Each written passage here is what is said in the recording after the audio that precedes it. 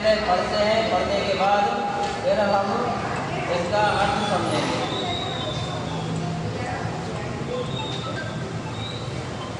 चलिए, हो गया काम आप लोगों का? चलिए करें शुरू। हो गए फिर आप लोग? चलिए, शास्त्र पूजा पेज नंबर 84 पर निकाल लें। संपैसे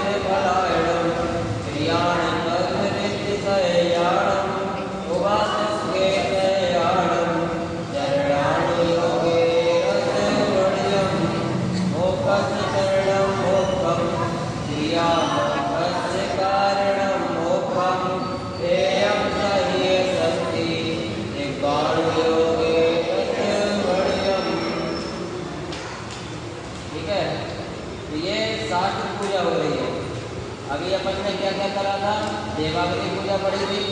देवाग्नि पूजा में मैंने कौन सा मंत्र पढ़ा था? डमोकार मंत्र, है ना? डमोकार मंत्र पढ़ करके, चट्टानी मंगल पाठ पढ़ के अपवित्र पवित्र हुआ, ये सारी चीजें हमने पढ़ी थी किसमें? देवाग्नि में। ठीक है, फिर इंद्रदेव की पूजा पढ़ी थी। अब आती है शास्त्र पूजा। शास्त्र पूजा में क्या है कि संपै सुह कारण कम व्यारण। यहाँ शास्त्र मतलब कौन होते हैं? जिनवाणी। ठीक है, जिनेन्द्र देव की वाणी को जिनवाणी कहते हैं। अपन ने अभी समझा था ना, समुसरण किसका लगता है? तीर्थंकरों का। तीर्थंकरों का समुसरण लगता है। वहाँ समुसरण में तीर्थंकरों की क्या खिड़ती है? दिव्य ध्वनि खिड़ती है। दिव्य ध्वनि सर्वांग से खिड़ती है। एकाक्षरी होती ओम, ऐसा निकलता है सर्वांग से, और सभी जीव अपने आप का शंका का समाधान वहाँ पर कर लेते हैं। ऐसे ही आदिनाथ भगवान का समुसरण लगा हुआ है, और उनके गणधर मतलब तीर्थंकरों के होते हैं गणधर। गणधरों का जब निमित्त बनता है तब दिव्य ध्वनि खिड़ती है, ऐसा नियम होता है। तो वहाँ साक्षात समुसरण में जिन्होंने दिव्य ध्वनि को सुना, ऐसे गणधरों ने इतना विवेचन हुआ, उसको गूथा। फिर आचार्यों ने उसमें से कुछ अंश लेकर के शास्त्रों की रचना की। ऐसे यह जिनवाणी की परंपरा चलते आ रही है। ऐसी जिनवाणी गीतरागमयी जिनवाणी होती है। जिनवाणी में कभी भी विरोधाभास नहीं होता कि हमने कुछ कहा, तुमने कुछ कहा, किसी आचार्य ने कुछ कहा और किसी आचार्य ने कुछ कह दिया, ऐसा नहीं होता। इसलिए यह वाणी जो होती है गीतरागमयी कही जाती है ना।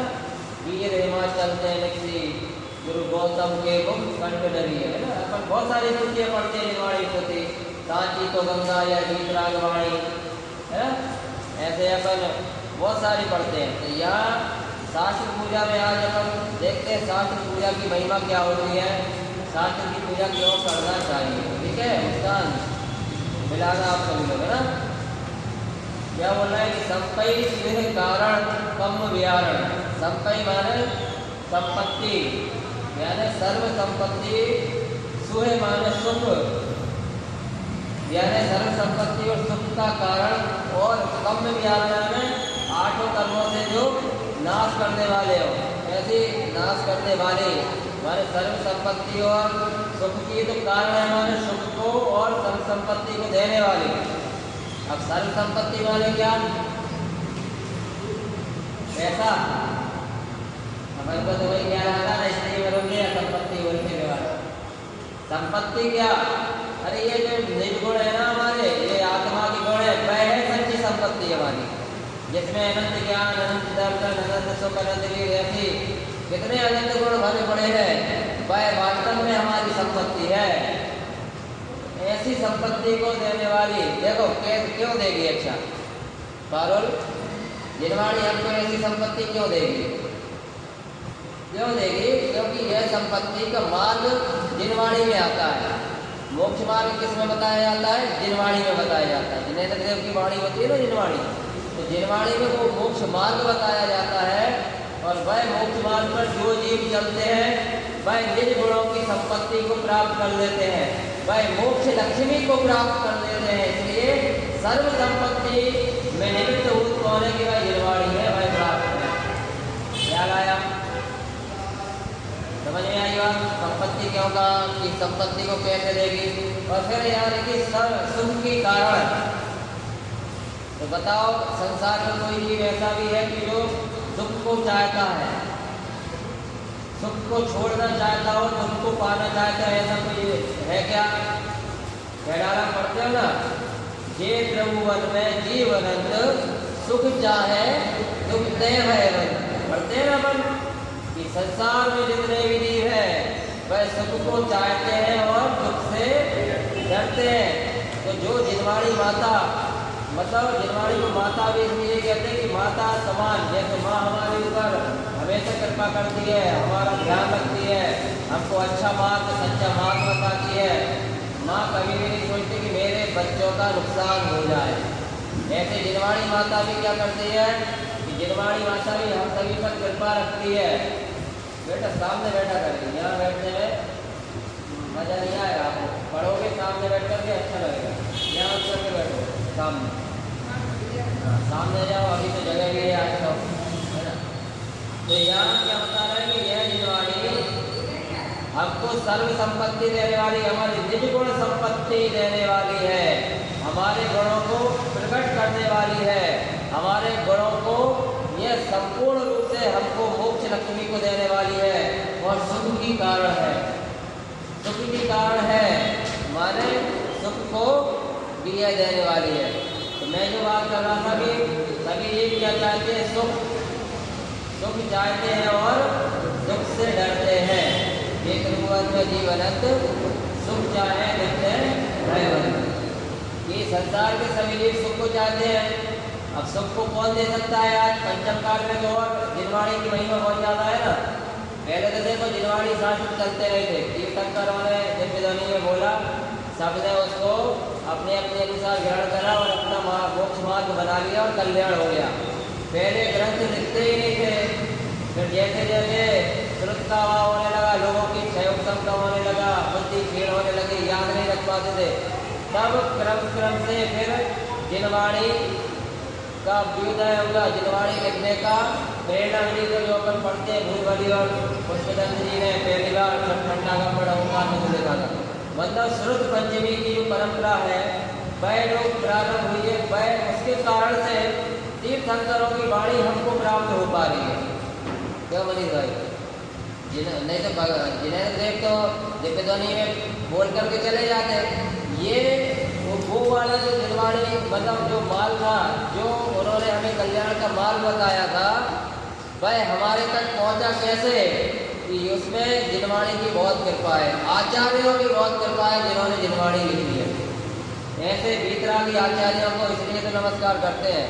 सोचो उन्होंने छठे सातवें बड़े स्थान में ढूंढते हैं और सातवें में सिद्धों योग का पालन करते हैं, लेकिन जब छठे बड़े स्थान में आते हैं तो क्या करते हैं? जीवों की कल्याण के लिए जिनवाणी लिखते हैं, कदाचित आहारचर्या करते हैं। ऐसा परोपकार उन आचार्यों का है जिन्होंने हमें यह वीतरागी जिनवाणी हमको पहुंचाई है। और अगर हम उसका मूल्य नहीं समझेंगे ना, जिनवाणी को केवल बंद करके रखेंगे, पढ़ेंगे नहीं, जिनवाणी की बातों को अपनाएंगे नहीं, तो हमारा कल्याण तीन काल में संभव नहीं है।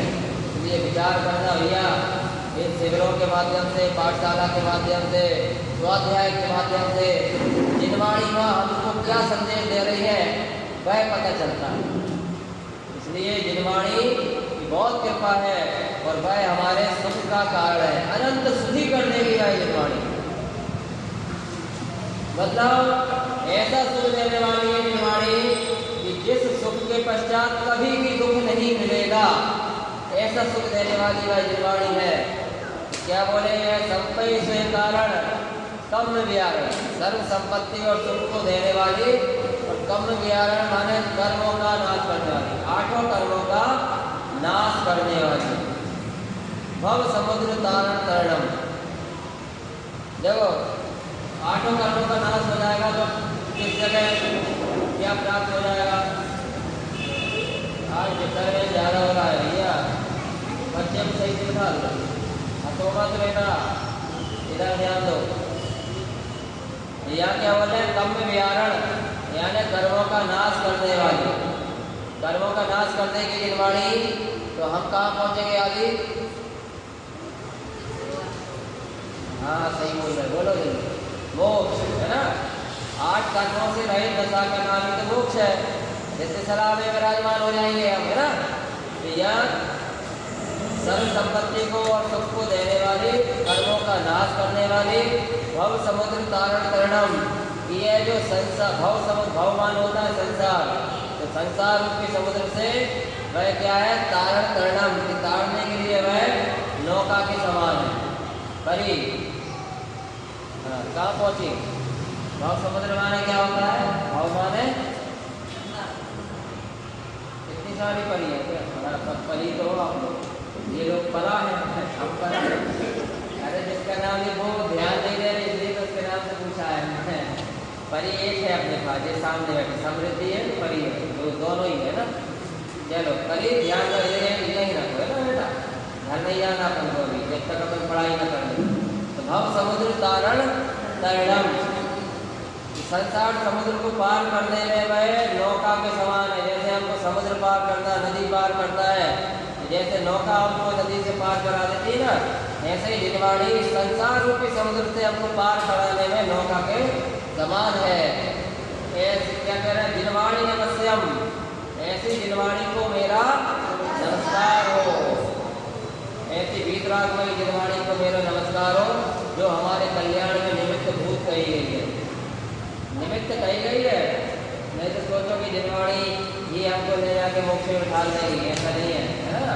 बढ़ोगे, समझोगे, मोक्ष मार्ग पर बढ़ोगे, तभी वह जिनवाणी की संसार समस्या पार करने में सहयोग कर सकती है, निमित्त बन सकती है। लेकिन उपादान की योग्यता तो हमारे सभी के अंदर हमारे अंदर पाई जाती है, उस योग्यता हमारे अंदर है। बस जिनवाणी हमको मार्ग बता देगी तो हम उस मार्ग पर चलेंगे तो लक्ष्य तक पहुंच जाएंगे। हमको यहाँ से अगर MP नगर तक जाना हो तो बताओ, मार्ग तो बता दिया, अब उस पर जाएगा कौन?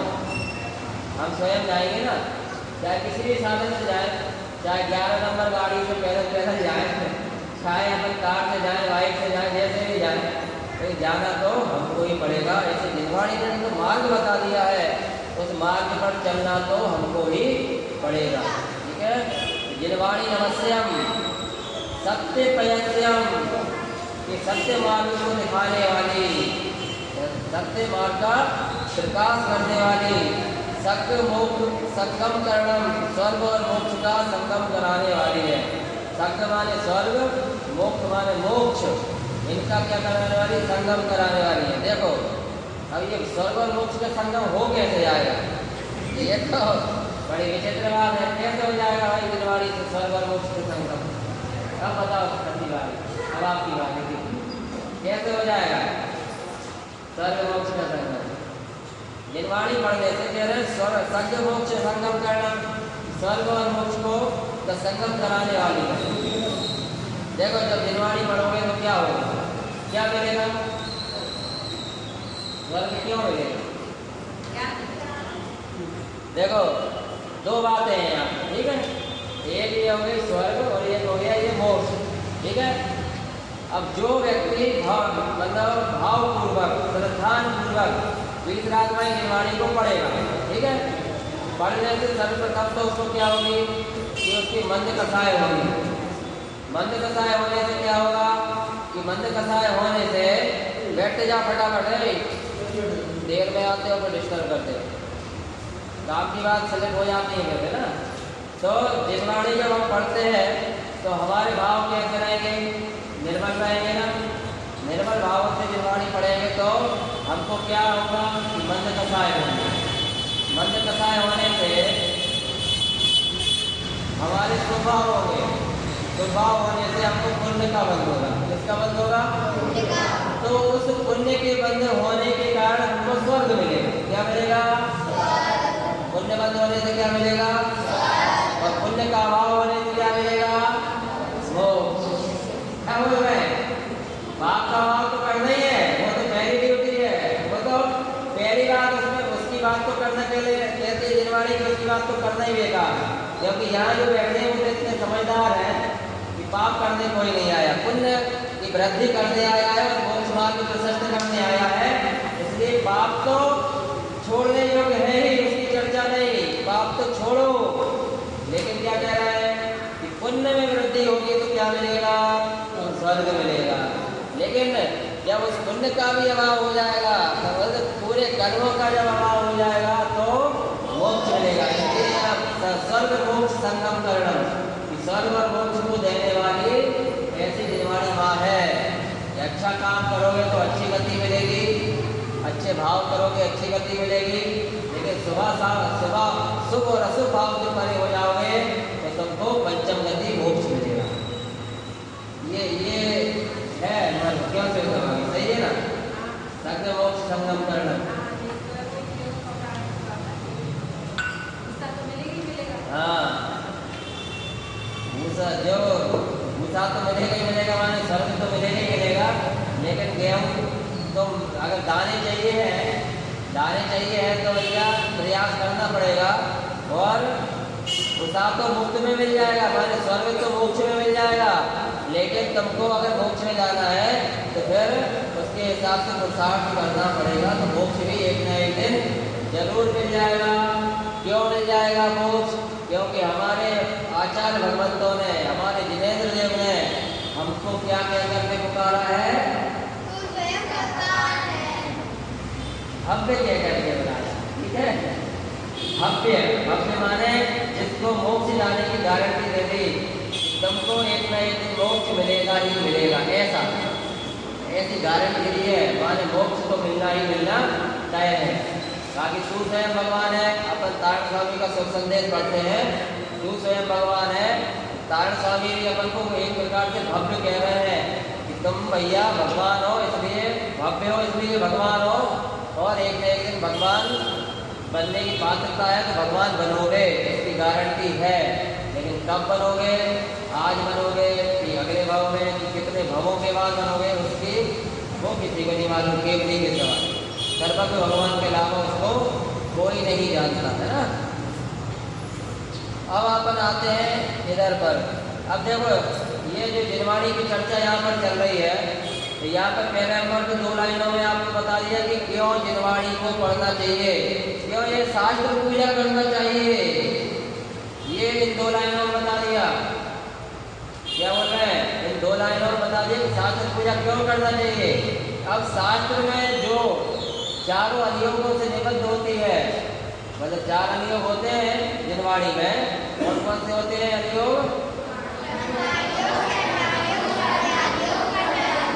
ठीक है, ये 4 अधियोग होते हैं। इन 4 अधियोगों की चर्चा यहाँ पर आ रही है। फिर भाई साहब अपन इतने सारे 10 लक्षण पर्व मना चुके हैं। ये संपैसे कारण की पढ़ते हैं, 63 सालाएं वेदम वाली ये गाथाएं पढ़ते हैं। वो लोग किसको ख्याल में आता है कि इसमें लिखा क्या है? है? 2% बहुत अद्भुत रस पढ़ा है। जब कि देखो कितनी बढ़िया चर्चा आ रही है आगे।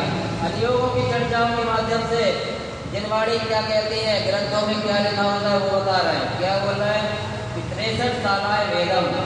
बेटा फरीद तुम आज बहुत डिस्टर्ब हो रही हो और कर रही हो, समझ गए ना?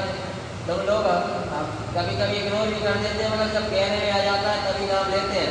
ठीक है, मौली आन्यान परी, शांति से जरा सुनोगे तो याद रहेगा, समझ में आएगा। कहाँ है तुम्हारी मंदिर देगी? तुम दोनों की लाइनों से मिला करके एक एक चीज का समझो। अगर नहीं है तो एक साथ शेयर करो। ठीक है, क्लास चल रही है तो कक्षा में फिर हम खड़े भी कर सकते हैं, पूछ भी सकते हैं, सब कर सकते हैं। फिर बच्चे थोड़ी चल रहे हैं। चलिए, 63 सालाएं वेदम। यहाँ क्या हो रहा है? 63 सालाएं माने सलाका पुरुष है ना। तो सलाका पुरुषों के कितने वेद जिनवाड़ी में आए हैं? 63 आए। अब कौन कौन से होते हैं, किसी को याद है? 63 शलाका पुरुष कौन कौन?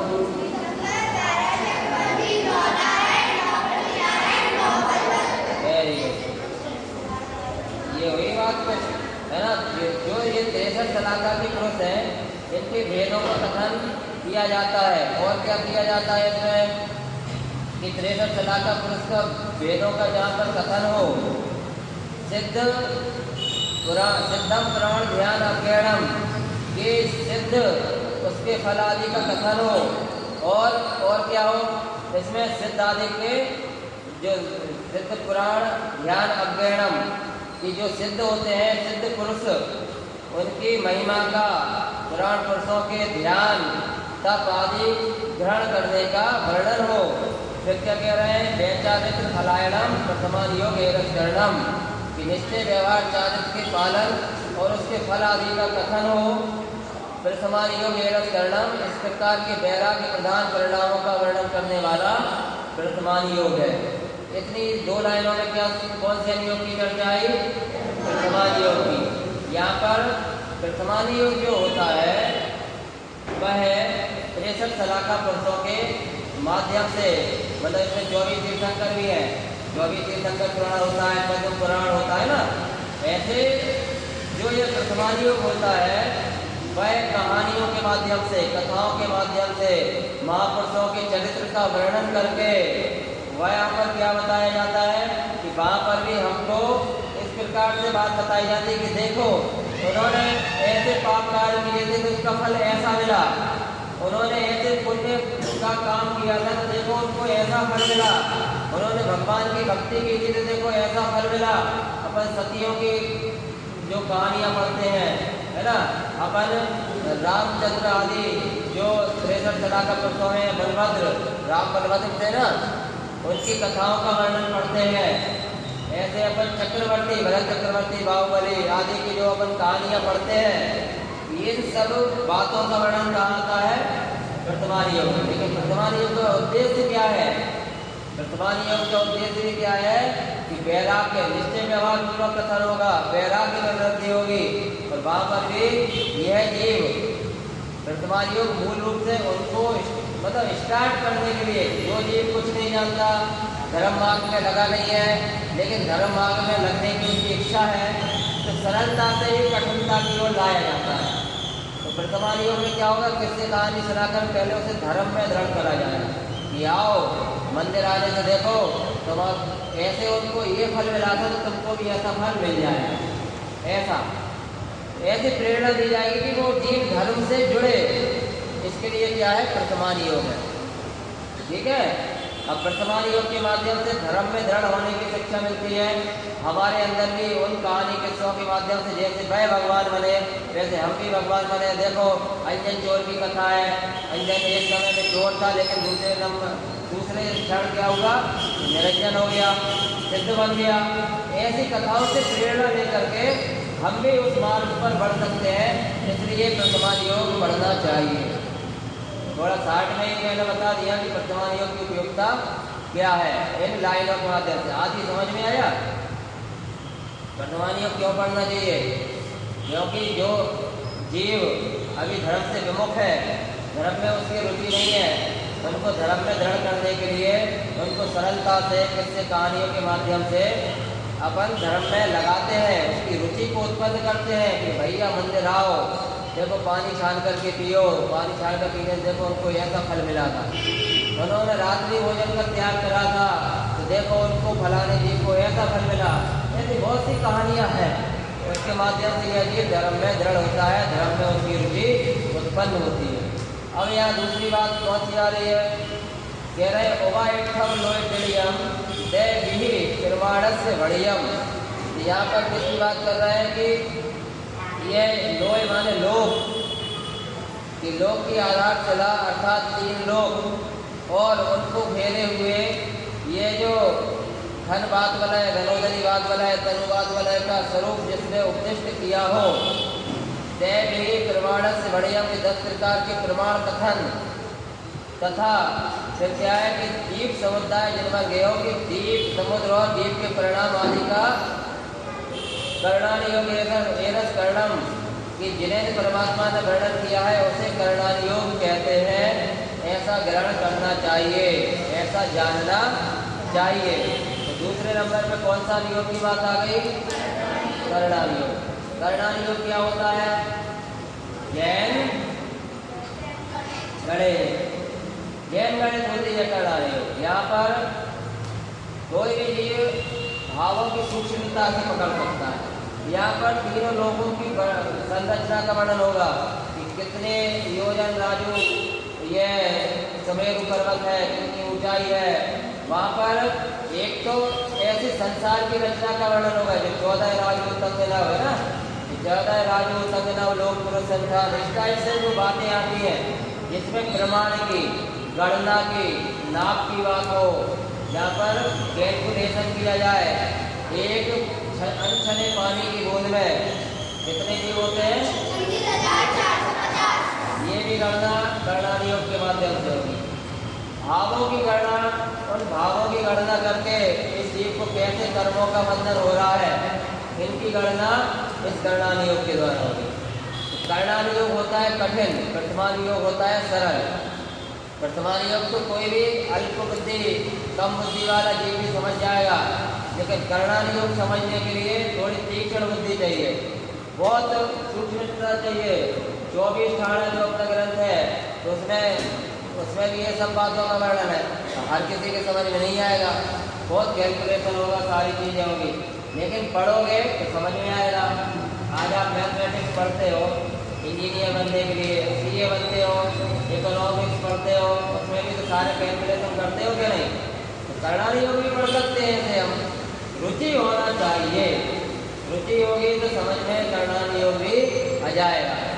करणान योग के माध्यम से क्या बात बताए कि यहाँ पर 3 लोगों की गणना होगी, यानी जैन गणित है ये करणान योग। इसलिए करण प्लस अधियोग, करण माने गणित, इस प्रकार से इसमें जीव समुद्र आदि का वर्णन होगा। यहाँ पर स्वर्ग मोक्ष, स्वर्ग नरक, चारों गतियों का वर्णन होगा कि कितने समय में किसमें कितनी आयु है, कितना क्या है, कितने सागर है, कितने धनुष रुचि काया है। ये सब गणित कौन लगाएगा? कि करणान योग के माध्यम से वह गणना होगी। ठीक है। अब बात आती है तीसरे या चौथे नंबर का जो है, मतलब तीसरे अनुयोग की। तो ये क्या है? चरणान योग की। व्यचारित्र फलायणम क्रियाण कर्म वृद्धि सहयाणम। ठीक है, शुद्ध वाचन भी हमें आना चाहिए। यहाँ क्या कह रहे हैं कि निश्चय व्यवहार रूप चारित्र का पालन और उसका फल, व्यचारित्र फलायणम, कि निश्चय व्यवहार रूप चारित्र का पालन और उनका फल, क्रियाण कर्म रिद्धि सहयाणम के अनेक प्रकार क्रिया रूप आचरण, उत्कृष्ट रिद्धि आदि सहित जिसमें उपसर्ग को सहन करने, उपसर्ग सहयाणम की उपसर्ग को सहन करने, उपसर्ग विजयी होने का वर्णन किया हो। चरणान योग एरस हरियम, कि ऐसा वह चरणान योग होता है, ऐसा चरणान योग जानना चाहिए। यहाँ पर क्या बोल रहे हैं? चरणान योग में क्या होता है? चरण प्लस अनुयोग, प्रथम प्लस अनुयोग हो गया प्रथमान योग। प्रथम माने स्टार्टिंग, ठीक है, जिसमें कथाओं का वर्णन हो। स्टार्टिंग माने धर्म में लगाने के लिए स्टार्टिंग है, इसलिए उसे प्रथम प्लस अनुयोग प्रथम कह दिया। करण प्लस अनुयोग, करण माने गणित हो गया। चरण प्लस अनुयोग, चरण माने आचरण। जहाँ पर मुनि, आर्यिका, श्रावक, श्राविका, प्रतिमाधारी श्रावक, एलक, शुल्लक, श्रावक, अपन सभी लोग जिनकी क्रियाओं का वर्णन किया जाए, जिनके आचरण का वर्णन किया जाए, वह कौन सा होता है? चरणान योग। तो यह चरणान योग के माध्यम से हम आचरण सीख सकते हैं। देखो भैया, वर्तमान योग तो कहेगा कि पानी छानकर पीने से इस व्यक्ति को ये फल मिला। मान लो अपने एग्जाम्पल के लिए कि फलाने व्यक्ति ने ऐसे पूजन भक्ति की, ऐसे प्रभावना की, ऐसे दान दिया तो उसको स्वर्ग मिल गया, ऐसे अपन ने कथा में पढ़ा। ठीक है, अब पानी छान करके पिया, अच्छे स्वभाव किए तो भैया स्वर्ग मिल गया। ठीक है, ये वर्तमान योग में उसका फल बता दिया, उसको धन संपत्ति मिल गई, मान सम्मान मिल गया, ये वर्तमान योग में उसका फल बता दिया कि अच्छे कर्मों का फल अच्छा होता है ना। अब दूसरी चीज कि पानी छान करके पीना चाहिए। अब क्यों पीना चाहिए, तो फिर ये करणान योग बताता है। करणान योग क्या कहता है, एक अनछने पानी की बूंद में 36,450 जीव होते हैं। अनछने पानी में अनंतों जीव होते हैं, इसलिए पानी छान कर पीना चाहिए, क्योंकि उससे जीवों की हिंसा से बचेंगे। ठीक है। अब चरणान योग क्या कह रहा है, चरणान योग ने जाना कि चरणान योग ने बता दिया कि इसमें अनछने पानी में अनंत जीव होते हैं। तो चरणान योग कहेगा कि भैया अच्छे श्रावक का लक्षण तो पानी छान करके पीना चाहिए, ऐसा होता है। यह आएगी चाहिए की बात, चरणान योग चाहिए की भाषा बोलेगा कि पानी छान कर पीना चाहिए, रात्रि भोजन नहीं करना चाहिए। आज का नियम कौन कौन ने पालन करा, आज का नियम पालन सभी को करना चाहिए। किसने पालन करा भैया, नमोकारों पढ़ाओ, जमी कंदना खाए हो, पक्का हम भी यहाँ तो खाते हैं, हमने भी करा है। ठीक है। तो भैया सभी लोगों को देखो चरणानी योग यही बताएगा कि नियम लेके तुम लोग गले में हाथ डाल रहे हो, तुम क्या तमीज है, कुछ अपन थोड़ा सा माहौल को हल्का फुल्का करो तो ऐसा काम करोगे। स्कूल में भी करते बेटा ऐसा, फिर इधर पाठशाला में जाए, मंदिर में जाए, करना चाहिए। अपन अच्छे आचरण की बात कर रहे हैं। चरणान योग अपन को सिखाता है कि मंदिर में कैसे आना, मंदिर में कैसे आए, कैसे बैठे, कैसे उठे। अपन ने इसलिए पहले दिन पढ़ाने स्टार्ट नहीं करा था, ध्यान हो अगर किसी को, अपन ने असाधन दोष बताए थे। दोष लगेगा अगर अपन ने कुछ भी ऐसे जो हरकतें कर रहे हो ना, इससे पाप लग रहा है बेटा। यहाँ बैठ करके समझ में आया था क्या, जो अपन यहाँ बैठ करके पर्व अपने कामों में लगे हैं ना, पाप कर रहे हो ये ना सुन करके। और मैंने एक चीज़ और बोली थी उद्घाटन वाले ने, ये जो किट मिली है ना सबको, पेन कापी किट बैग जो भी चीज़ मिला है, मंदिर की कोई भी वस्तु मिलती है ना निर्माल्य होती है, उसका सदुपयोग नहीं करोगे, उसका सच्चा उपयोग नहीं करोगे ना। जैसे एक उदाहरण दूँ, जैसे अपन कहीं निसई जी गए, सहमत खेड़ी गए, अपन गए किसमें मेला में गए, वहाँ पर बढ़िया जो भी मान लो पात्र कराते हैं, जो भी उसका खर्च उठाते हैं, या ट्रस्ट उसका खर्च उठाता है। अब वो उसका खर्च किसके लिए उठाया है, खर्च इसलिए उठाया ना धर्म की प्रभाव ना हो। उससे शादी में तो बुलाया नहीं है, धार्मिक आयोजन में बुलाया है ना। अब भले ही क्या करते हैं भाई साहब, वहाँ जाएंगे, वहाँ जाकर के दोनों टाइम मस्त खाएंगे पिएंगे। आजकल तो 24 घंटे चाय चलने लगे, तो चाय पिएंगे, गप्पे मारेंगे। अब तुम वहाँ पर आए तो इसलिए उस भले आदमी ने धर्म की प्रभाव ना हो इसके लिए वो आयोजन रखा, और हम आयोजन में प्रयोजन भूल करके बढ़िया चाय पी रहे हैं, बढ़िया दोनों टाइम भर पेट खा रहे हैं, बढ़िया कमरे में जा करके सो रहे हैं। नहीं तो ज़्यादा ही है तो लड़का लड़की इसमें संबंध तय करने में लगे हुए हैं। ये सब क्या कर रहे हो भाई साहब, तीर्थ क्षेत्र में जाकर के पाप कमा करके आ रहे हो। ये सब चीजों का विवेक होना चाहिए। अब ये चीजें कह दो तो लोगों को बुरी लगती, बात शास्त्री जी तो बड़े ज्ञानी है, हमसे कह रहे हैं कि ऐसे प्रयोजन लेके तुम मंदिर आए हो, ऐसे प्रयोजन लेके तुम तीर्थ क्षेत्र गए हो। अरे हम क्या गलत बोल रहे हैं, हम ये थोड़ी बोल रहे हैं कि तुमने ऐसे करते हो, हम तो एक कॉमन बात बोल रहे हैं कि ऐसे लक्ष्य को लेकर के हमको नहीं आना चाहिए। अगर कदाचित हमारे अंदर ऐसे अशुभ परिणाम बन रहे हो, कदाचित ऐसे छोटे भाव हमारे अंदर आ रहे हैं, तो उसमें सुधार हो जाए। इसलिए बोलते हैं ये सब बात। हमारे हमको क्या पड़ेगी भैया, तुम काय के लिए जा रहे हो, काय के लिए क्या कर रहे हो। अपन यहाँ बैठ करके ये बात नहीं बोलो तो फिर कहाँ बैठ करके सुनोगे ये बात, आप बताओ। निर्माणी के समक्ष ये अगर ये सुनने की हमारे अंदर कैपेबिलिटी नहीं है तो बताओ कहाँ सुनोगे। रोड पे बोलेंगे तुमको लड़ पड़ोगे। इधर कह रहे थे तो कम से कम निर्माणी में जो बात आई है सच्ची बात आई है, सच्ची बात सुनने की तो ताकत रखो ना भैया। ठीक है, तुम्हारे माध्यम से एक बात जरूर अच्छी हो गई, ये बात बोल ले रहे हैं, लेकिन ऐसे हरकत नहीं करना। ठीक है, आइंदा न देंगे तुमको बंदे, तुमको क्या सब कोई। चलो यहाँ पर चरणानियों की बात हो रही है, चरण मतलब ये आचरण की, हमारे श्रावकों का आचरण कैसा होना चाहिए, मुनियों का आचरण कैसा होना चाहिए, प्रतिमाधारियों का कैसा होना चाहिए, इन आचरण की शिक्षा शिक्षा कौन देता है? कि चरणानी योग देता है। समझ गए? आचरण की शिक्षा दे रहे हैं। अब आचरण में अगर कोई कमजोरी है और अगर कदाचित कोई व्यक्ति उसको बताए कि भैया आपका आचरण यथा योग्य नहीं है, मान लो अपन सब श्रावक हैं, अपन सब श्रावक हैं और अपन को अगर कोई बोलता है भैया श्रावक के उचित, जैसे कोई मान लो रात्रि भोजन करता हो, तो अपन उससे कहें भैया जैन धर्म में तो रात्रि भोजन का त्याग है। देखो रात्रि भोजन तुम नहीं करते हो, तुम ट्रेन में जाते हो और ट्रेन में शाम को अपना टिफिन निकाल करके खाने लगते हो, तो तुमने जैन धर्म की प्रभाव रखी है। तुमने वो पार्टियों में गए हो, आशीष भाई हमारी पार्टी में जाते हैं, SBI की पार्टी होती है, तो वहाँ पर आशीष भाई तुम्हें तो मालूम है अपन साथ गए हैं, कैसी पार्टी होती है, सब लोग सब खाते पीते हैं, नॉन वेज भी है, ड्रिंक भी है, सब चल रहा है, लेकिन हम लोग नहीं खाते पीते तो हम अपना अलग खड़े रहते हैं। रात में हम नहीं खाते तो हम तो कुछ भी नहीं खाते, वहाँ पर खाना ही नहीं। नॉन वेज और वेज अगर मिक्स होटल है तो वहाँ तो पानी की बंदी हो गई है, इतना विवेक रखो। तो हम आशीष का नाम इसलिए कह रहे हैं कि आशीष हमारे साथ उसमें गया है। और माथुर साहब क्या बोलते हैं? आशीष तुम बताओ, बोलते हैं माथुर साहब बोले ये सचिन जैन बहुत बढ़िया है, सभी जगह जाता है, लेकिन नहीं ये खाता ना पीता। बाहर भी मैं गया, उनका कहना हमेशा रहता था कि ये बढ़िया है, सब चीज़ों में इन्वॉल्व तो होता है मगर कुछ चीज़ों का सेवन नहीं करते, ये सब रहते हैं। तो बाहर बोलो मैंने अपनी क्रिया के द्वारा प्रभाव न किया नहीं जैन धर्म की, भैया एक बच्चा भी प्रभाव न कर सकता है, एक छोटा से छोटा बच्चा भी प्रभाव न कर सकता है।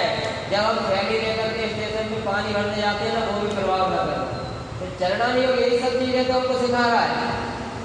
देखो बेसिक चीज़ों पे मैं ज़्यादा जोर दूंगा, इसलिए मैं ज़्यादा समय भी ले लूँगा, लेकिन अपनी चल रही है 2 टाइम कक्षा, 2 टाइम कक्षा में एक दिन का सब्जेक्ट पूरा अपना हो जाएगा, इसलिए अपन थोड़ा भाभी स्लो भी चले तो दिक्कत तो नहीं है। तो यहाँ पर जो मूल चीज़ है वो जब समझ में आनी चाहिए। चरणानी योग हमको आचरण की शिक्षा देता है, तो ऐसा आचरण हमको ज्ञान में आना चाहिए। ऐसा जिनवाणी पढ़कर हम अगर कदाचित विरुद्ध आचरण कर रहे हैं तो उसको हमको सुधार करना चाहिए। सत्य व्यसन का त्याग बताया, पापादिक भावों का त्याग, कथाय भावों का त्याग, ये सब बताया। और हमारे आचरण कैसे हो, कैसे शील दया का पालन करें, कैसे हम अपने क्रियाओं को सुधारें, ये सारी चीज़। मगर क्रियाओं में ही मतलब ये रहना नहीं, पता चला जिनवाणी पानी छानते रहे और जिनवाणी पड़ी नहीं, वो भी नहीं करना। फिर तो मालूम चला कि 16 वाले क्या करते हैं, छू छू छू छू करते हैं ना, जो वो उन क्रियाओं में ही लगे रहते हैं, वो ना सही प्रकार से वहाँ पर भक्ति भाव कर पाते हैं, ना वो सही प्रकार से पता चला। फिर अब चरणानी योग में कह दिया कि भैया आचरण करना चाहिए। श्रावक का आचरण तो ऐसा है कि हमको तो भैया रोज मंदिर में नहीं करना चाहिए। देव सटावश्यक है ना, कहने लगे सटावश्यक है तो ये देव पूजा करना चाहिए। देव पूजा मतलब हमने मंदिर में की पुस्तक उठाई, पढ़ना है। अब यहाँ पर प्रवचन चल रहे हो, हमारा तो साहब 5 जाप का नियम है, 11 जाप का नियम है, बैठ गए और नींद आ रही है, माला सट्टा लड़े और दुनिया पूरे हो जाए, इस ये उद्देश्य बन रहा है। पता चल रहा है यहाँ पर स्वाध्याय चल रहा है, प्रवचन हो रहे हैं और हम अपने ही काम में लगे हैं। ये सब चीज़ें नहीं होनी चाहिए, ये असाधन दोष है। जिनवाणी यही तो कह रही है, असाधन दोष है, इनको मत करो। सही से बैठो, सही से उठो, बढ़िया व्यवस्थित बैठो, यहाँ पर किसी भी प्रकार की कोई काम मत करो। अब अपन में इतनी वो नहीं है तो अपन ऐसे भी बैठ जाते हैं, पता नहीं चलता है ना। बहुत सारी चीज़ें होती है, क्यों का अभ्यास, जब तक छोटे हो फिर भी पैर दुखते हैं तुम्हारे, तो हमें तो पैर उठा के बैठ जाते हैं। ये काम हमारे नहीं होने चाहिए। यह आचरण की शिक्षा जहाँ दी जाती है वह होता है चरणानी योग, और इस चरणानी योग के माध्यम से हमको अपनी क्रियाएं सुधारना चाहिए, आचरण सुधारना चाहिए, ताकि हम देखो जबरदस्ती करके कोई आपको मुनि नहीं बनाएगा। जबरदस्ती करके कोई नहीं कहेगा कि आप प्रतिमा धारण करो, आप बालिका बनो, आप माता जी बनो, बहन जी बनो, कोई नहीं कहेगा। कौन बना था? हमारी इच्छा हुई, हमको अंदर से ये लगा कि हाँ हम उस सहनन को पा सकते हैं, उस क्रिया को पा सकते हैं, हम प्रतिमाओं का पालन कर सकते हैं, हाँ हम में मुनि बनने की योग्यता है, हम मुनि धर्म के योग आचरण कर सकते हैं। जब वैसी योग्यता अंतरंग में फलीभूत हो, मरघटी का वैराग नहीं चाहिए कि मरघट में शमशान देखा और संसार से वैराग आया और घर आए तो बढ़िया दान होकर के बढ़िया मिष्ठान खाने लगे, ऐसा वैराग नहीं चाहिए। वैराग अंदर से आना चाहिए। जिस जिस व्यक्ति को तत्व की महिमा होगी, जो व्यक्ति सम्यक दर्शन से सहित, चाहे वो प्रतिमा धारण करे, मुनि व्रत अंगीकार करे, हारिका माता बने, बहन जी बने, अगर वह सम्यक दर्शन पूर्वक बनेगा तो क्रियाएं सम्यक रूप से पालन करेगा। वरना सम्यक दर्शन नहीं है, वीतरागता का अंश का उदय नहीं हुआ हो तो उसकी क्रियाएं सम्यक नहीं होगी। वो उस पदवी पर रह करके भी वहां पर उस पदवी के योग्य नहीं रहेगा। परिवार आता है शास्त्रों में वर्णन देता है, मैं मन से तो नहीं कह रहा ना, जिनवाणी यही कहते हैं, लेकिन ये सत्य कड़वा है और ये सत्य कड़वा है इसलिए लोग सुनना पसंद नहीं करते। ये चरणानी योग, ये सब आचरण की हमको शिक्षा देने वाला है। अब आता है चौथा, कौन सा आता है? द्रव्यानी योग। द्रव्यानी योग क्या कहता है? ठीक है, यहाँ भी देखते हैं। मोक्षस्य कारणम मोक्षम, क्रिया मोक्षस्य कारणम मोक्षम, कि यह जो मोक्ष के परिणाम अर्थात शुद्ध भाव मोक्ष प्राप्त कराने वाले हैं, मोक्ष की क्रिया अर्थात शुद्ध भाव में लीनता रूप शुद्ध परिणति मोक्ष की कारण है। ऐसा जिसमें शुद्ध वर्णन हो, हेयम च हे संति, कि तथा हे अर्थात छोड़ने योग्य और उपाधि अर्थात हृदय में धारण करने योग्य क्या है। दिव्याण योग एरस घड़ियम, इसका विवेचन जान किया गया हो वह द्रव्यानी योग है, उसे द्रव्यानी योग जानना चाहिए। ऐसे जितेंद्र भगवानों ने इन चारों अधियोगों का वर्णन जिनवाणी में किया है। मतलब अपन, मैं बार बार क्यों याद दिला रहा हूँ, मैंने सुबह भी बोला था ना, एक परिकल्पना करो। कैसी कल्पना करो भाभी है? कैसी? कि हम कहाँ बैठे हैं? मंदिर में नहीं बैठे, समोसरण में बैठे। किसके समोसरण में बैठे हैं? बस ये कल्पना करो, सब भूल जाओ कि आशीष कौन है उसे भी भूल जाओ थोड़ी देर के लिए, आहाना कौन है भूल जाओ, समोसरण में बैठे हैं अपन। तो समोसरण में क्या एक गति के लिए दूसरे गति के लिए से बात करते होंगे, मनुष्य कर लेते हो, त्रियन कर लेते, ऐसा होता होगा? नहीं होता ना। तो फिर अपन क्यों बात कर रहे हैं? अपन को भी नहीं करना चाहिए। क्यों? काव्य पीछे देखते हैं क्या? पलट के देखते हैं क्या? वहाँ पर एक गति के लिए दूसरे गति के जीवों को, ये जीव का कितना सुंदर है, अपन तो काले कलूटे बैठे हैं, ऐसा सोचते होंगे क्या? क्या काव्य होता है क्या? अपन क्यों पलट के देखता है? सब कहाँ पर भैया देखो, वहाँ समुद्र में भी एक चीज बड़ी विचित्र है। कई लोग तो जीव आते हैं, कई जीव आते हैं और वो समुद्र को देखते हैं, वहाँ की चक्काचौंध देख करके वहाँ इधर उधर घूमने लगते हैं, इधर उधर देखते रहते हैं, और वो कब वो दिव्यधनी खड़ गई, खत्म हो गई, उनको पता ही नहीं चलता, वापिस पहुँच जाते हैं, वापिस घर आ जाते हैं। कई लोग तो सुन ही नहीं पाते उस दिव्यधनी को, कदाचित कोई सुनता भी है और पुरुषार्थ कर लेता है तो वो तत्क्षण वहीं के वहीं दीक्षा ले लेता है। बताओ, चक्रवर्ती राजा भी हो ना, चक्रवर्ती राजा 6 खंड का अधिपति हर पूछने नहीं आता कि क्यों मैं 6 खंड का अधिपति हूँ, तो मैं 96,000 रानियाँ हैं मेरी, तो एक आध रानी से तो पूछ लो कि भैया वो हाँ बोलेंगे कि ना बोलेंगे, कि मम्मी पापा से पूछ के आ जाऊँ कि भैया वो हाँ बोलेंगे कि ना बोलेंगे, है? घर वालों से पूछने नहीं आते, वही बैरा जाता और वहीं के वहीं तुरंत नग्न दिगंबर वीतरागी पूरी दीक्षा लेते हैं और वहीं के वहीं मोक्ष भी चले जाते हैं। ऐसा पुरुषार्थ प्रबल होता है। तो अपन कहाँ बैठे हैं? आदिनाथ भगवान का संवत्सरण चल रहा है। परिकल्पना करो, कितने किलोमीटर बताए थे? 120 किलोमीटर है ना। 120 किलोमीटर अपन बरेली तक तो पहुँच जाएंगे। यहाँ भोपाल 180 पंडित जी ने करना कर 180 किलोमीटर वर्ग किलोमीटर, 180 वर्ग किलोमीटर कितना ज़्यादा हो गया। लो, अब तो जबलपुर के नजदीक पहुँच जाएंगे भोपाल से, इंदौर भी पहुँच सकते हैं। कितना बड़ा समुद्र था, सोचो। तो अपन इतने बड़े समुद्र में बैठे हैं आदिनाथ भगवान के, महावीर स्वामी के आने आने तक तो वो छोटा हो जाएगा, इसलिए बड़े समुद्र में लाओ अभी ले लो, ठीक है। चलो तो समुद्र में अपन बैठे हैं, यहाँ पर द्रव्यान योग क्या कह रहा है भगवान की, आदिनाथ भगवान की दिव्य ध्वनि में वह द्रव्यान योग का वर्णन कैसा आया है कि द्रव्य प्लस अनियोग, जहाँ पर स्वभाव का वर्णन हो, जीव के कैसे स्वभाव होते हैं, कैसा मोक्ष होता है, मोक्ष में कैसा सुख होता है, सम्यक दर्शन, सम्यक ज्ञान, सम्यक चारित्र क्या होते हैं, तो सम्यक दर्शन क्यों लेना चाहिए, इन सब बातों को कौन बताएगा, ये द्रव्यान योग बताएगा।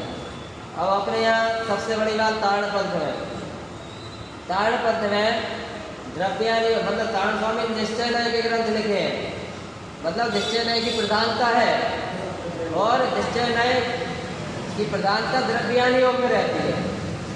उसके लिए भी बुद्धि चाहिए, उसके लिए भी श्रद्धा चाहिए, उसके लिए भी हमको ऐसे आत्मा की रुचि चाहिए, जिसको आत्मा की रुचि होती है वह द्रव्यान योग में सहज बढ़ता है, वह सम्यक दर्शन के लिए सहज बढ़ता है। इसलिए कहा जाता है सम्यक दर्शन सहज साध्य है। अपने रतनचंद जी भाई थे ना बड़े दादा, वो क्या कहते थे कि चाय बनाने से भी ज्यादा सरल है सम्यक दर्शन प्राप्त करना। चाय बनाने में तो तुम्हें पानी चाहिए, दूध चाहिए, पत्ती चाहिए, शक्कर चाहिए, उसका अनुपात चाहिए कितना डालना, फिर भैया आग भी जलाना पड़ेगी और कितना उबालना है वो भी चाहिए, इतना ठटकरम चाहिए। सम्यक दर्शन प्राप्त करने में क्या चाहिए, है जो चाहिए वो मेरे पास है।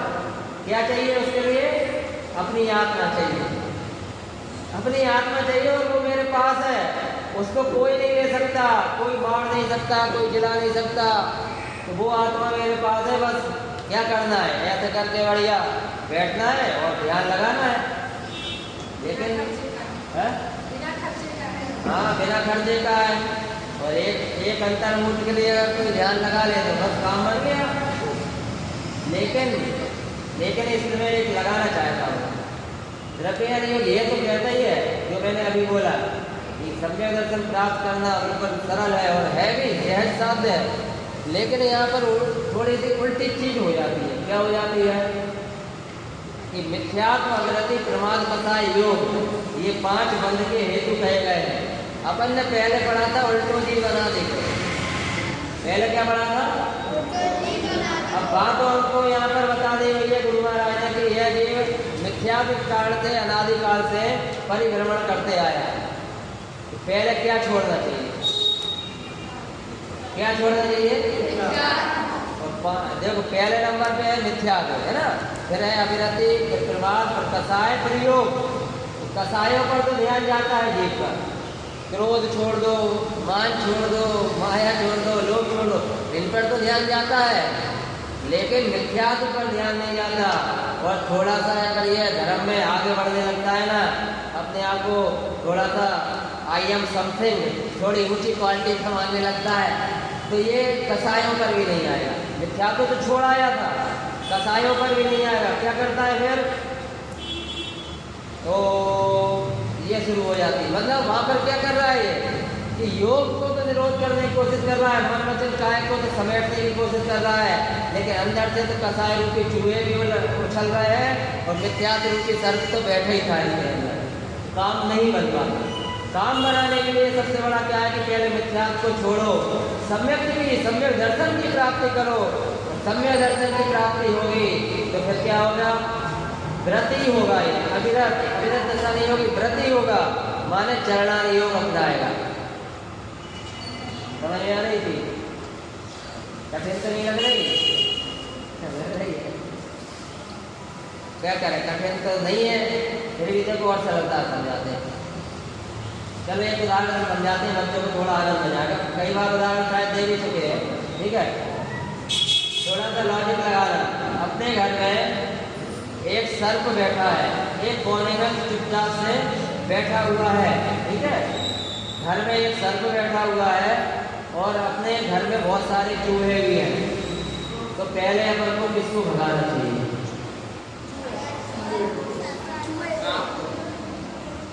सांप को या चूहे को? चूहे को अपने समझ लो पूरी बात। वो सर्प जो है ना, वो चुपचाप बैठा है, बच्चे उसको छेड़खानी कर रहे हैं तो अभी वो कुछ नहीं कर रहा उसके, ठीक है। बच्चे उसको खेल रहे हैं उससे तो भी वह कुछ नहीं कर रहा उनका। लेकिन चूहे हमारी बढ़िया बढ़िया सुंदर सुंदर ड्रेस को काट रहा है, हमारे घर का भोजन खराब कर रहा है, हमारे अनाज को, सब्जियों को, फल को खा रहा है, बहुत ज़्यादा नुकसान कर रहा है। अब बताओ, वो सर्प चुपचाप बैठा है, लेकिन वह जो चूहे हैं वह उछल-कूद मचा रहे हैं, बहुत नुकसान कर रहे हैं। अब किसको भगाना चाहिए? अच्छा चलो हम वोटिंग करते हैं, ठीक है। अब चूहे वाले हाथ ऊपर करो, कौन कौन चूहे के पक्ष में? अभी तो तुम सर्प कह रहे थे आदित्य, ये आदिनाथ भगवान पलट गए तुम। आदि अभी सर्प कह रहा था, तेजिंदा के अब चूहे में हाथ उठा रहा है। कंफ्यूज हो रहे हो क्या? समझ में आ रहा है? क्यों आ दिया? समझ में आई बात? सांप को भगाना चाहिए पहले या चूहे को? अच्छा आप चूहे वाले हाथ नीचे करो, सांप वाले हाथ ऊपर करो। सांप, कुछ लोग तो कह रहे हैं हम दोनों को ही नहीं भगाएंगे, हमारे घर में बढ़िया खाने दो मालदार और सांप को भी बैठे है ना। भैया ये सेवन सबका है, बच्चे अकेले को हाथ नहीं उठाना है ना, सभी लोग उठाओ, जिसको जो समझ में आए, गलत आए सही आए, पर करेंगे चर्चा। सांप वाले पक्ष में कौन कौन है? सांप को पहले भगाने वाले। हाँ चलो बढ़िया। कौन सा वाले पुरुष घर में पालेंगे? अरे महिलाएं घर तो लगा देंगी, चूहे को भगाओगे आप? वाह, आशीष क्या भगाएगा? कुछ नहीं भगाओगे? हाँ दोनों को ही भगा दो, ठीक है। तो भैया अपन कर रहे हैं पहले भगाने वाली बात, ठीक है, यहाँ ध्यान देना। अब हाथ नीचे कर लो सब लोग। देखो बात तो समझो कि जो सांप है ना, वो भले ही चुपचाप बैठा है, बच्चे आज उससे खेल रहे हैं, वो कुछ नहीं कर रहा, फुंकार भी नहीं मार रहा, लेकिन कदाचित उससे फल उठाया और डस लिया ना तो प्राणों का अंत हो जाएगा। चूहे तो थोड़ा बहुत नुकसान पहुंचा रहे हैं, वो तो सहन हो जाएगा, लेकिन सांप ने किसी को डस लिया तो प्राण पखेरु उड़ जाएंगे। इसलिए पहले सांप को भगाना चाहिए, चूहे तो ऑटोमेटिक भग जाएंगे। समझ में आई बात? तो भाई मिथ्यात्व सर्प है, मिथ्यात्व सांप है, वो दबा छुपा हमारे अंदर बैठा हुआ है और बहुत ज़्यादा नुकसानदायक है। वो हमको डस रहा है, इसलिए अनादिकाल से हम परिक्रमण करते आ रहे हैं। और ये कसाय रूपी चूहे, क्रोधमान माया लोभ रूपी चूहे, ये शोर मचा रहे हैं, हमारे को नुकसान दिख रहा है उनका कि अरे कपड़े खा लिए, कि हमको देखो क्रोध आया तो हम सेल्फी नहीं ले पाए, क्योंकि स्माइली फेस की सेल्फी लेना चाहिए ना, ऐसे नुकसान हो गया हमारा। ऐसे करके क्रोधमान वाले लोग तो दिखते हैं, समझ में आते हैं, लेकिन वह मिथ्यात्व रूपी सर्प जो अंदर बैठा है वो नहीं दिखाई देता। इसलिए वह मिथ्यात्व रूपी सर्प ज़्यादा घातक है बजाय कसाय रूपी चोरों के। इस पर तो बहुत सारी चीज़ें बता सकते हैं अपन, एक टॉपिक इसी पर चल सकता है, लेकिन अपन को आगे बढ़ना है, इसलिए अपन यहाँ बता रहे हैं भैया पहले मिथ्यात्व को दूर करना। मिथ्यात्व को दूर करोगे तो ये कसाय रूपी चूहे भी दूर हो जाएंगे, और योग जो करते हो भेद विज्ञान पूर्वक जब सम्यक दर्शन की प्राप्ति हो जाएगी, तो तब जाकर के तुम ऐसे बैठोगे ना तो फिर आत्मा के दर्शन होंगे, फिर अंदर का आनंद आएगा, वह सुख का अनुभव होगा, तो क्रमशः चलोगे तो फायदे में रहोगे। ये द्रव्यान योग हमको ऐसे अपने आत्म कल्याण का मार्ग प्रशस्त करता है, निश्चय व्यवहार रूप से हमको बताता है कि कैसे हम आत्मा का कल्याण करें। तो अब ये गुण पूजा लेना है कि नहीं लेना अभी? अरे आज 24 तक लेना है। नहीं अपन 24 भले ही सुबह ले लेंगे। चलो गुण पूजा देख लो, ये तो अपन पढ़ भी आए हैं भाई कि भाई ये रिपीटेशन ही है। देखो अभी यार गुण पाठ पूजा ये चीज़ें अपन ने पढ़ी है, एक बार सभी लोग मिलकर के पढ़ लें तो इसको फटाफट अर्थ कर लेंगे। चलिए शुद्ध पढ़ना है, अपन को ध्यान दे करके पढ़ना है। 12 पुण्य विशेषम सिद्धम अर्थानि षोडशीकरणम दैवम दर्शन अर्था लाडव्यर्थानि त्रयोदशी चरणम एकचक्रगुण शुद्धम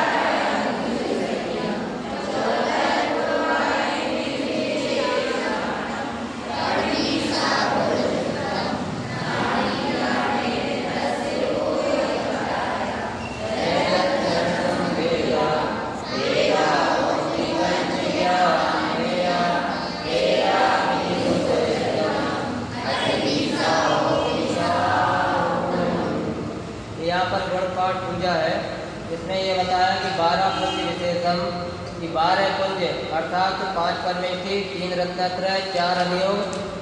फिर सिद्धम अट्ठामी की सिद्धों के 8 गुण। षोडशी करणम माने 16 कारण भावना। ते धम्मम दर्शन 8 कि ये जो 10 धर्म के 10 लक्षण। दर्शन 8 माने सम्यक दर्शन के 8 गुण। लाड़म अट्ठामी माने सम्यक ज्ञान के 8 अंग। श्रीयोदशी चरणम माने 13 प्रकार का चारित्र। यह इस प्रकार से यहाँ पर 2 लाइनों का अर्थ होता है अपना, ठीक है। अब ये 75 गुण शुद्धम वेदी वेदन त्रिणाम सिद्धि शुद्धम कि जो ये 75 शुद्ध गुणों के द्वारा इनका टोटल करते हैं तो कितने गुण हो जाते हैं कि 75, 75। इन 75 गुण शुद्ध गुणों के द्वारा ये 75 गुण शुद्धम वेदी वेदन त्रिणाम सिद्धि शुद्धम ज्ञान लक्ष्मी से शुद्ध जानने वाले ज्ञायक स्वभाव का वेदन करते हैं। वेदंती यानी वेदन करते हैं किसका? लाड़ श्री शुद्धम की शुद्ध ज्ञायक स्वभाव का जो वेदन करते हैं। मुक्ति स्वभाव दृढ़यम की मुक्ति के स्वभाव में दृढ़ होते हैं। एक गुण आराय सिद्धि संपत्तम की वे जीव इन गुणों की आराधना कर सिद्धि की संपत्ति प्राप्त करते हैं। अपन ने जब पीछे भी पढ़ा था तो ये लाइनों को अपन ने देख लिया था, इसलिए फटाफट कंप्लीट करते हैं। अब आती है अनंता छैयाला, ये पीछे भी पढ़ के आए थे अपन। अनंत परमेष्टि के छैयाला माने 46 माने 46 गुण होते हैं।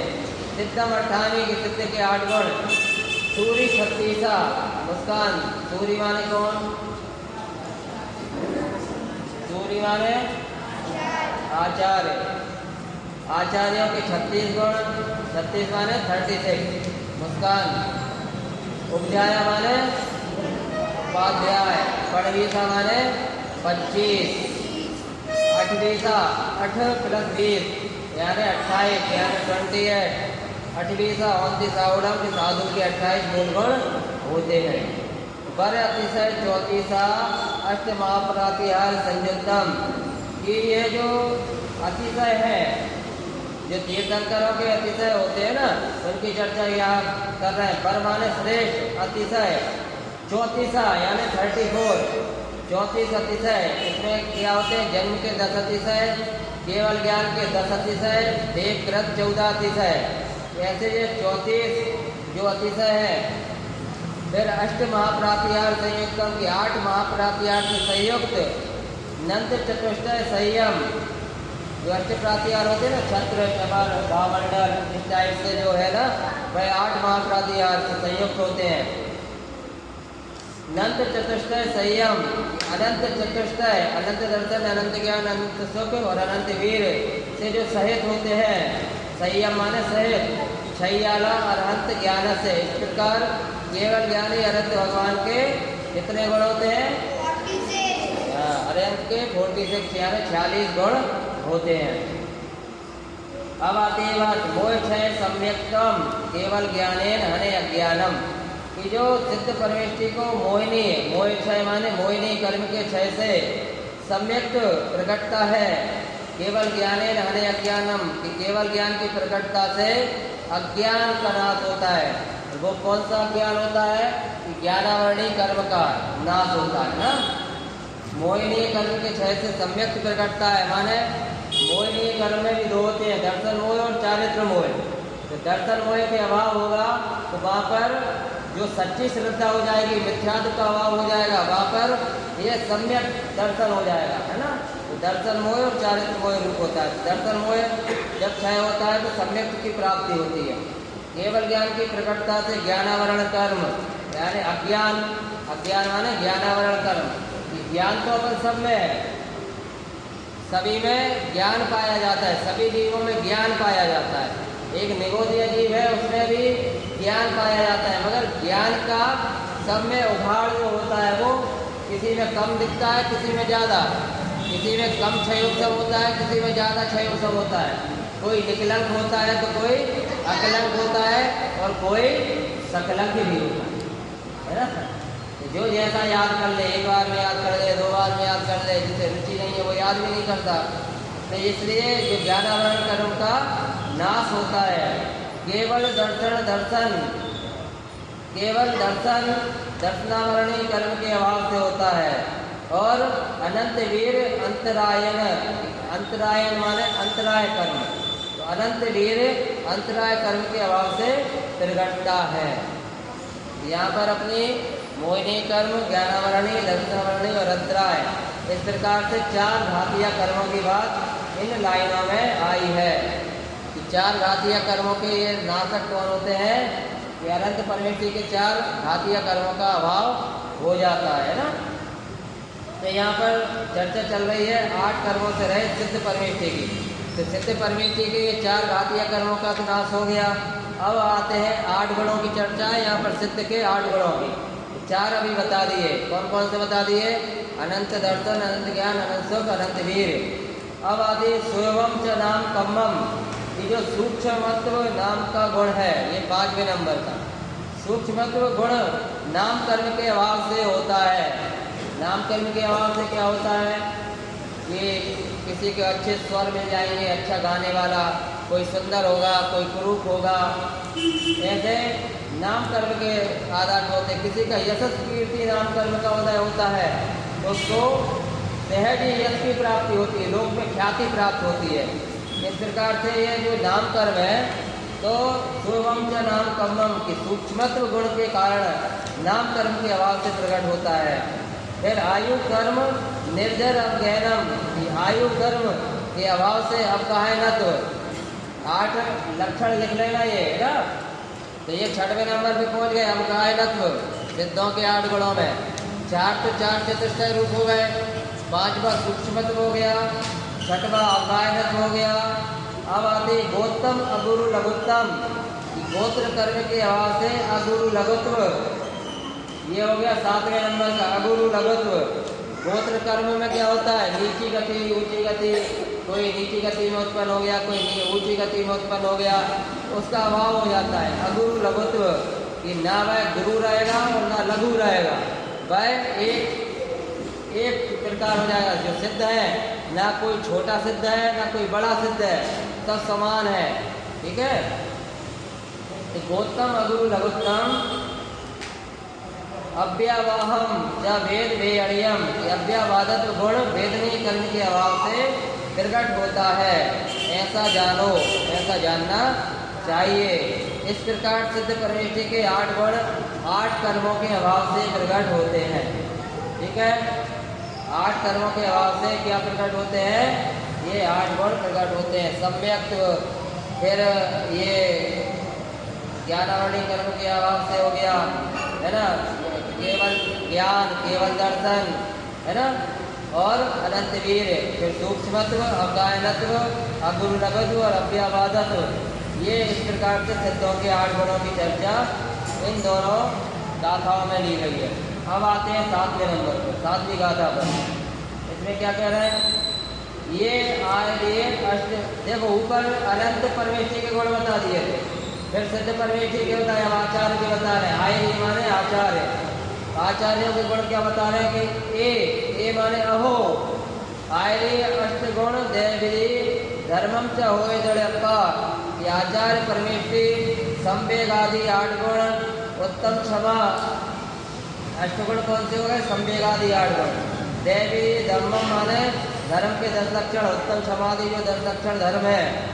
फिर धर्मम च होए जड़प्पा 12 तप से अवासी 36 गुण होती सूर्यना, कि अंसन आदि 12 तप, अस्तित्व आदि 6 आवश्यक का पालन करते हुए 12 तप से आवासी माने 12 तपों का, 6 आवासी माने जो 60 आवश्यक है, मुनियों के आवश्यक अलग होते हैं, श्रावकों के अलग होते हैं। अस्तित्व आदि 6 आवश्यक का पालन करते हुए 36 गुण होती सूर्यना, ये दृढ़प्पा बोला है ना, इनका परिपालन करते हुए जो आत्मा में दृढ़ होते हैं, अपने आत्म स्वरूप में जो दृढ़ होते हैं, इस प्रकार 36 गुण होती सूर्यना, सूर्य मतलब आचार्य परमेष्टि के 36 गुण होते हैं। अपन बोलो इतने सालों से पढ़ रहे थे, इन बातों पर विचार ही नहीं आता कि इन पंक्तियों में क्या क्या बता दिया। क्या हाँ है,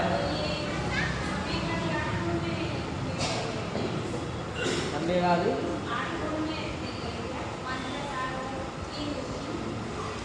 नहीं, छत्तीसगढ़ अपन और डिटेल से देख लेंगे कि और कौन कौन से आते हैं।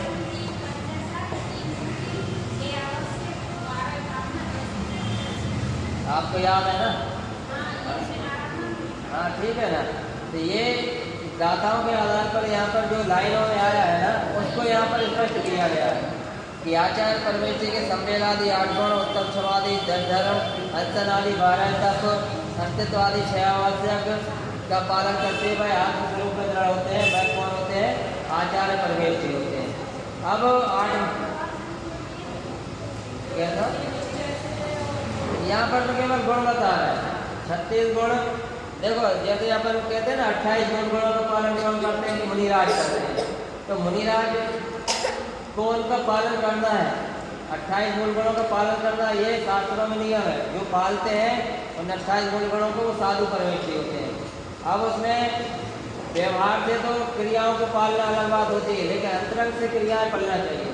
और अंतरंग में आत्मस्वरूप का दृढ़ श्रद्धान होना चाहिए। निश्चय से तो आत्मा में श्रद्धा, आत्मा में लीनता, आत्मा में रमणता होना चाहिए, वह होता है निश्चय से। और बाहर की जो क्रियाएं हो रही, जैसे अपन ने यहाँ पढ़ा अनंत परमेश्वर के 46 गुण, तो उसमें बाह्य से हैं, छत्र चमर भावंडल अष्टप्रातिहार है, ये जो जन्म के 10 है, ये सब बाहर तो है। बाकी जो उनमें अनंत चतुष्टय प्रकट हुआ है वो निश्चय से उनका है। ऐसे करके अपन हर चीज में लगा सकते हैं। तो यहाँ पर क्या है? 11 अंग संयम, 14 पूर्वाय निर्विशेषाणाम। यहाँ पर आती है उपाध्याय परमेश्वर की बात। यहाँ क्या कह रहे हैं कि 11 अंग संयम, 14 पूर्वाय निर्विशेषाणाम, पड़वीसा गुण युक्तम, लाणी लाण्यण तस्य उपजाया। कि भेद को विशेष कहते हैं और 11 अंग सहित जो 14 पूर्व को निर्विशेष अर्थात भेद रहित सांगोपांग पूर्ण रूपेण जानते हैं। इस प्रकार जो ज्ञानी साधु ज्ञान के 25 गुणों से युक्त होते हैं उनको उपाध्याय परमेष्टि कहते हैं। उपाध्याय परमेष्टि के 11 अंग 14 पूर्व के ज्ञाता होते हैं, जो संघ में पठन पाठन का कार्य करते हैं। जो मुनि संघ होता है उसमें आचार्य तो एक संघ के आचार्य होते हैं, वो संघ का निर्देशन करते हैं। और जो उपाध्याय होते हैं वह संघ में पठन पाठन के अधिकारी होते हैं, मतलब वो शिक्षा दीक्षा देते हैं, पढ़ाते हैं। दीक्षा देने का काम कर दिया आचार्य परमेष्टि ने, शिक्षा देने का काम कर दिया उपाध्याय परमेष्टि ने। ठीक है, तो ऐसा यहाँ का क्रम होता है। तो इस प्रकार से जो उपाध्याय परमेष्टि हैं उनके कितने होते हैं? 25 गुण होते हैं। अब आता है 9वें नंबर पर अंतिम गाथा है। दे दर्शन संवेदा वेदा होन्ति पंच ज्ञानेया, 13 विधिषु चरितम, 8वीं होन्ति साहुणम। दे दर्शन संवेदा, सम्य दर्शन के 10 वेद, सम्य ज्ञान के 5 वेद, होन्ति पंच ज्ञानया मतलब वेदा होन्ति पंच ज्ञानया माने सम्य ज्ञान के 5 वेद, 13 विधिषु चरितम 13 प्रकार का चारित्र, और क्या बोल रहे हैं 8वीं होती सावलम कि यह साधु के 28 गुण होते हैं। अपन केस लॉन्च आदि वो क्रियाएं पढ़ते हैं, वो भी 28 गुणों में शामिल है। वो हाँ 7 शेष गुण जो बताए गए वो 28 मूल गुणों में उनकी भी चर्चा है, तो वो बाह्य से आ जाती है। यहाँ पर जो गाथाओं के अनुसार लिया है, सम्य दर्शन के 10 वेद, सम्य ज्ञान के 5 वेद और 13 प्रकार के चारित्र, यह साधु के 28 मूल गुण होते हैं। तो यहाँ पर निश्चय प्रधान कथन है, इसलिए इन गुणों की चर्चा हुई है। अब इस प्रकार से यहाँ क्या कह रहे हैं कि इस प्रकार इंद्र और चतुर्विद संग वंदना स्तुति करते हुए तत्पश्चात भगवान आदिनाथ ने 84 गणधर और चतुर्विद संघ सहित देश देशांतरों में व्यवहार कर आयु के अंत में 6 दिन का योग निरोध कर माघ नदी चतुर्दशी को कैलाश गिरी से निर्वाण पद प्राप्त किया। तो बोलिए भगवान आदिनाथ भगवान के निर्वाण कल्याणक महोत्सव की जय जय बोलिए, जय बोलिए। तो यहाँ क्या होता है, भगवान के समोसरण की चर्चा चल रही थी। आदिनाथ भगवान के समोसरण की जो चर्चा चल रही थी, अपन ने राजपाट से शुरू करा था, कितने आयु से लेकर के और सारी चीज़ों को। फिर उनको जब लीलार्जुना का नृत्य देख के बैराग हुआ था, बैराग होकर जो उन्होंने 1000 वर्ष तक घोर तपस्या करा था, फिर केवल ज्ञान की प्राप्ति हुई। फिर सौधर्मेंद्र ने समोसरण की रचना की। सौधर्मेंद्र के आदेश पर कुबेर रचना करते हैं समोसरण की। तो समोसरण की जो रचना हुई, समोसरण की रचना में कैसे चतुर्वेद संघ ने देवांगली पाठ पढ़ा और यहाँ पर इंद्रध्वज पूजा की। फिर कैसे गुण होते हैं, शास्त्र पूजा क्या होती है, वो सारी चर्चा अपनी अभी तक हुई है। यहाँ अंत में बता रहे हैं कि उनके कितने गणधर थे आदिनाथ भगवान के, कि 84 गणधर थे। और आदिनाथ भगवान की आयु कितनी थी?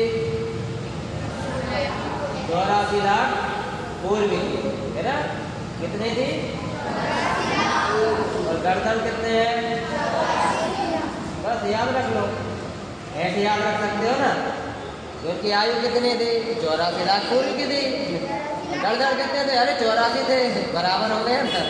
हो गया याद के नहीं ये क्वेश्चन? ऐसे करके याद कर सकते हो, सामंजस्य बिठा लो, तुलना करो। अपन ने जैसे 608 को कैसे करा था? 6 महीने 8 समय, 6 और 8 के बीच में 0 को रख दो, 608 हो गया ऐसे, ठीक है। तो ये सब तो कितने 84 गणधर और चतुर्वेद संघ सहित देश देशांतरों में विहार कर आयु के अंत में, जब उनकी आयु का अंत होना तो 6 दिन पहले उन्होंने योग निरोध किया। बताओ, वहाँ जाकर के योग निरोध करा था। योग निरोध करने में फिर वो बिल्कुल आत्मा में दृढ़ हो गए। उन्होंने मन वचन का तीनों योगों का निरोध कर दिया।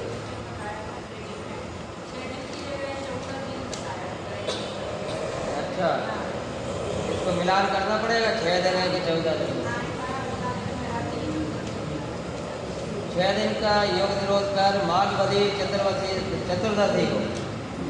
चतुर्दशी को कैलाशगिरी से, माने कैलाश पर्वत से निर्वाण पद प्राप्त किया। माने कैलाश पर्वत पर से उन्होंने मोक्ष लिया। तो कहते हैं आदिनाथ कैलाश नहीं गए, आएंगे आगे।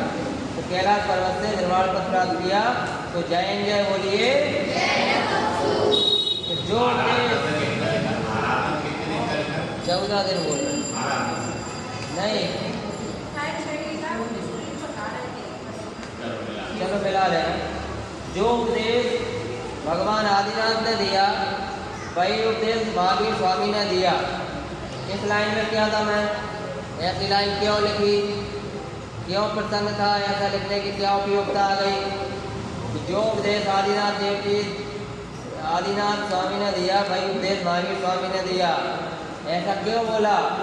क्योंकि ये जो परंपरा चली आ रही अनादिकाल से, जितने तीर्थंकर हुए हैं और अनंत काल तक जितने तीर्थंकर होंगे, कभी भी वह एक दूसरे की काट नहीं करेंगे। अरे आदिनाथ भगवान ऐसे बोल के गए, रुको मैं बताता हूँ, मेरा तो शासन चल रहा है ना। महावीर स्वामी कहते हैं कि नहीं, मैं नई बात बताऊंगा। ऐसा नहीं हो सकता कभी भी। जो उपदेश आदिनाथ भगवान ने दिया, और आदिनाथ ने भी प्रसाद लिया था अनंतवीर स्वामी से, अंतिम हुए थे ना उत्तरपणी काल के अनंतवीर, उनसे उन्होंने प्रसाद लिया। मैंने वो परंपरा उन्होंने अपनाई, वो मोक्ष मार्ग को उन्होंने वहाँ से अपनाया। इसलिए आदिनाथ भगवान ने वही उपदेश दिया जो पूर्व के तीर्थंकरों ने दिया, और महावीर स्वामी भी वही उपदेश देंगे जो पूर्व के तीर्थंकरों ने और वर्तमान 24 के प्रथम तीर्थंकर आदिनाथ भगवान ने दिया था। वही उपदेश भगवान महावीर स्वामी ने दिया। आदि में श्री आदिनाथ देव की भय, अंत में श्री महावीर देव की भय, 22 तीर्थंकर मध्यानुगामी भय। श्री 24 जी को नाम लीजिए तो